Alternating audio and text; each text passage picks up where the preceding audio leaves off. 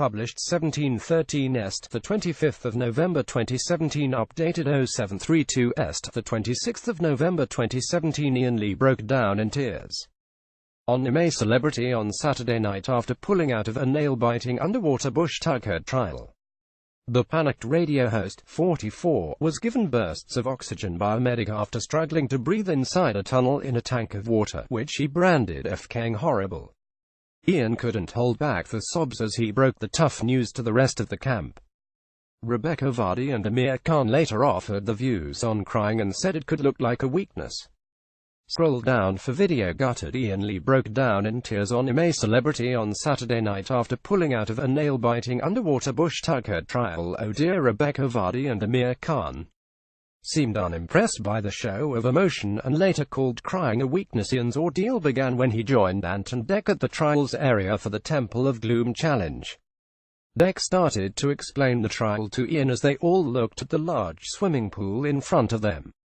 Below this water is the Temple of Gloom, which is made up of a series of tunnels and chambers. Some of them have air pockets and some are flooded, so you'll have to hold your breath, he said. Ant continued, you'll start the trial with your head in an air pocket, then when you hear the klaxon you have 11 minutes to swim through the various chambers collecting 11 stars. Every star you collect is a meal for camp. Iain's ordeal began when he joined Ant and Dec at the trials area for the Temple of Gloom challenge. Claustrophobic, he started the trial in an air pocket in the pool and was asked to swim through the various chambers collecting 11 stars in 11 minutes, but pulled out because he struggled to breathe. Awful. The panicked radio host, 44, was given bursts of oxygen by a medic after struggling to breathe inside a tunnel in a tank of water, which he branded fking horribly, and lowered himself into a large tank filled with water. At the bottom of the tank were a series of large perspex boxes which were all joined together. On top of the boxes were air pockets, and inside them were water-based critters. Iain dived down to the large perspex box and sat in the first chamber, which had an air pocket for his head. He took deep breaths and tried to get through to the next chamber to start retrieving stars. Unable to make it, he returned to the air pocket. "I can't do it," he said. Hosts Ant and Dec told him that they would restart the clock as he composed himself and caught his breath. They gently cajoled him into having another try, but after several attempts, Iain reluctantly said that he couldn't complete the trial and said the immortal words, "I'm a celebrity. Get me out of here," and the trial was over. Overwhelmed, Iain couldn't hold back the sobs as he broke the tough news to the rest of the camp. Emotional, he said, "I feel gutted. It was really traumatic. I'm not a very strong swimmer. The camp are going to be, they'll be gutted. It was on my head. Hey, clambered out of the tank. How did I do?" he joked as he climbed up the ladder. Medic Bob entered as a precaution. "I don't need that," said Iain. "Just for me," insisted Bob as he gave him a couple of blasts of oxygen. Ant said, "If you can't do it and you're struggling for breath, there's no point.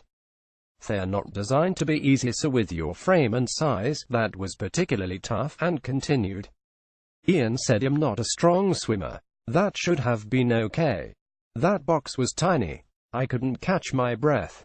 I just started panicking and yeah, I ballsed up. Sorry guys. Sorry kids. My kids would have loved that. You boys would have done that easy." Gutted, he walked into camp looking crestfallen. "I couldn't do it," he said. "I couldn't do it. It was fking horrible." Support Amir said, "Don't worry about it, mate," and Dennis said, "You okay?" Dennis and Amir hugged him. "You didn't let us down.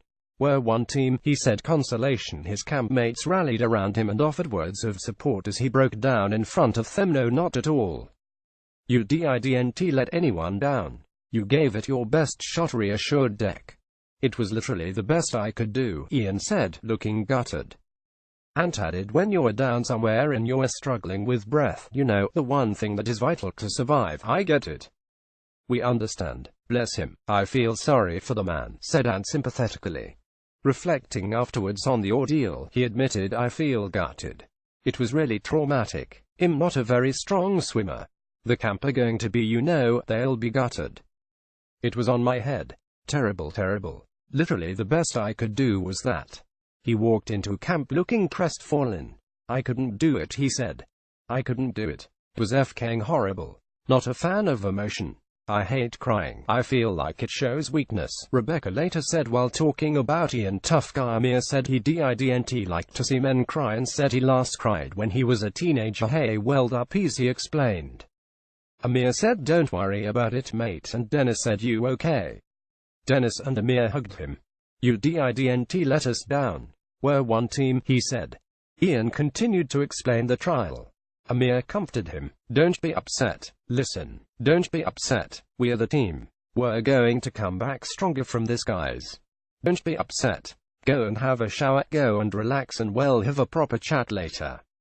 Rebekah later said Ian came back from the trial and basically was like a broken man, and that was just the most horrific thing to have seen. It's really horrible. I hate seeing people upset as it is. It just brings back the reality of how desperate people are to do well for the team, but you know we're not going to win them all. I think we all need to accept that. We all have accepted that. During a searingly honest chat with Shappy, Ian admitted that while people may perceive him as arrogant, he was in fact chronically shy. Defending Ian, Georgia Toffolo said me neither, but I think it's important to be able to express your feelings, articulate the Made in Chelsea star. 23 added that part of the problem was that men felt it was still taboo to talk about their emotions and should talk more openly about them. I'm really not confident in groups of people, and I can't do small talk, and that can often be perceived as arrogance or rudeness, and it's not at all.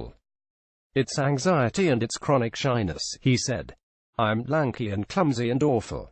I'm just lashing out and making things awful. It's not what I thought it was going to be, and I'm not enjoying it, he added. Ian then came out of 10 Downing Creek to find all the campmates were gone except Rebekah. Where's everyone gone, he asked. Some are doing a workout, some are swimming. Are you okay? Asked Rebekah. Yeah, replied Ian. Becky said, hey look, these trials are hard. It was so horrendous, said Ian.